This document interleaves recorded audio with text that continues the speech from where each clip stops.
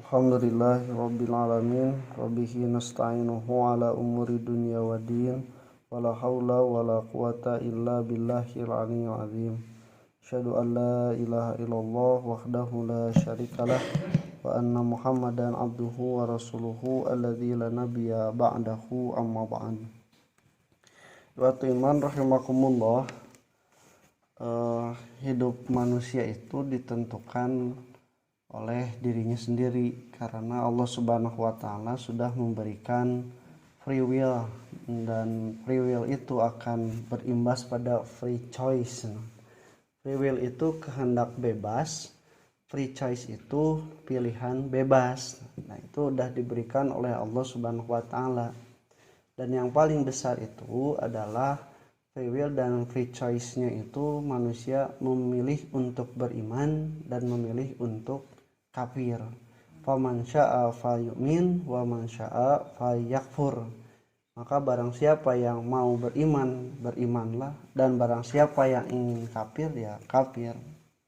Nah, iwatimar rahimakumullah, maka manusia itu dituntut untuk menentukan kehidupannya oleh diri sendiri.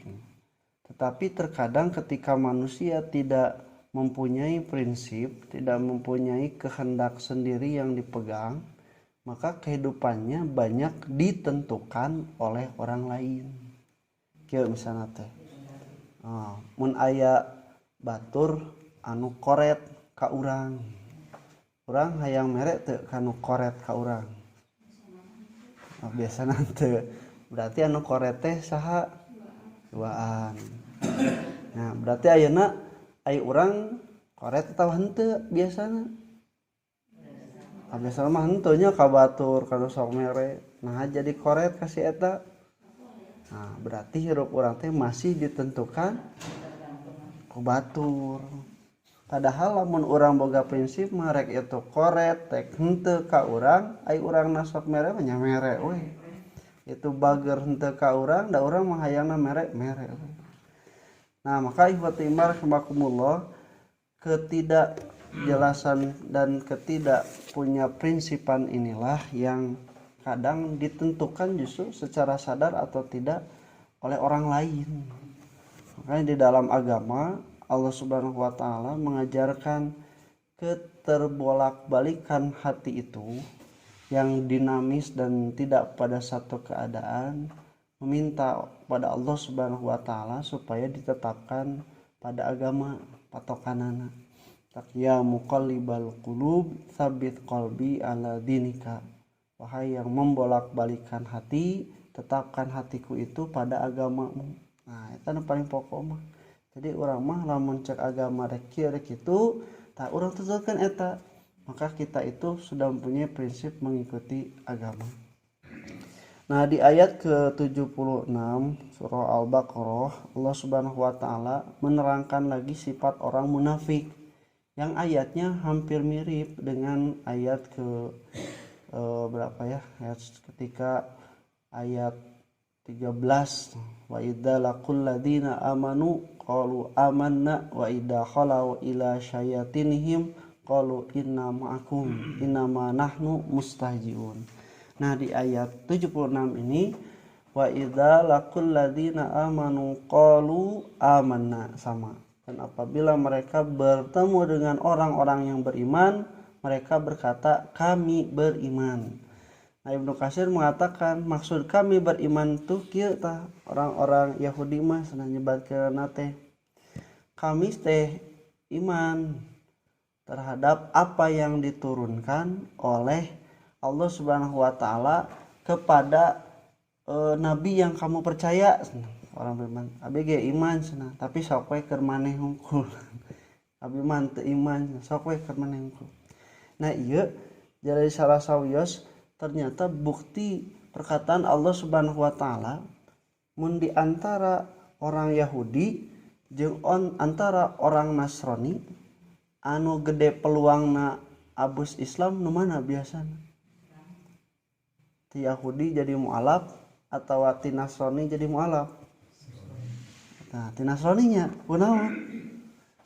Nah, karena orang-orang Yahudi itu sudah dikatakan oleh Allah Subhanahu wa taala al-maghdub, orang yang dimurkai oleh Allah Subhanahu wa taala.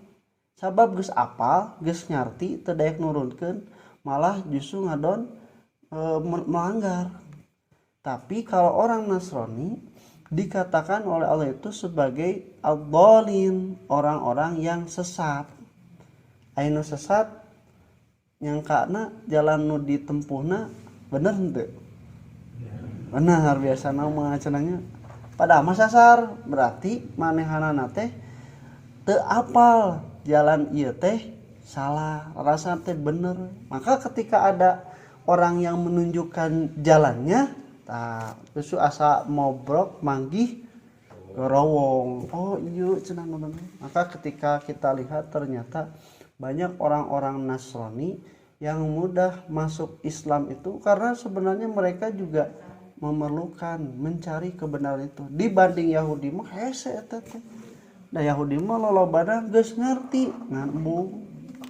Nah, ihwatu iman rahimakumullah, maka oleh Allah Subhanahu wa taala dikatakan wa idza khala ba'duhum ila ba'din, dan apabila kembali sebagian dari mereka pada sebagian yang lain. Nah, ini juga memberikan gambaran yang orang-orang munafik itu selalu punya orang-orang di belakangnya. Mun aya nu tenar, aya nu mudah naik, mudah terkenal, komo jadi pejabat, eta teh tidak mungkin sendiri. Biasanya ada orang-orang lain di belakangnya. Nah, kusabab ieu dalam perkara kemunafikan, mengaku beriman padahal kafir. Nah, orang-orang di belakangnya ini disebut oleh Allah Subhanahu wa taala syayatinhim. Kan dinu ayat ke-13 tadi mah ida hala ba'duhum ila ba'din wa ida halau ila syayatinhim. Nah, kembali pada setan mereka. Nah, setan-setan mereka berkata, orang-orang yang kembali itu berkata, inna ma'akum innama nahnu mustahjiun. Nah, kabalik deui ka babaturanna ka setan-setan, kami itu bersama kalian. Sesungguhnya kami memperolok orang-orang yang beriman dengan mengatakan kami juga beriman. Nah, di ayat 7 nama yang berkata itu syayatinhimna, setan-setan teh. Jadi kumaha nyaritana teh? Qalu atuhadditsunahum bima fatahallahu alaikum liyuhajjukum bihi inda rabbikum. Jadi cenah anu setan-setanana teh aya nama geus ngarasa gerah kunaon sabab apa yang dikatakan oleh Nabi Muhammad SAW itu benar dan sesuai dengan apa yang mereka mengerti, ketahui, yakini dari Alkitab. Tapi kunaon ieu make arapa sagalana. Nabi Muhammad teh tentang makanan yang diharamkan pertama oleh Israel, Nabi Yakub alaihissalam apa? Ciri kenabian apa? Ditanya pertanyaan yang hanya bisa dijawab oleh para nabi apa? Tah manehna nama nanyakeun teh ai anjeun ngabarejaan tentang ieu cenah. Nepikeun ka Muhammad sagala apal cenahnya. Tah maranehna teh justru nama nuduh ka jama-jama anu mata hiji waktu mah kieu.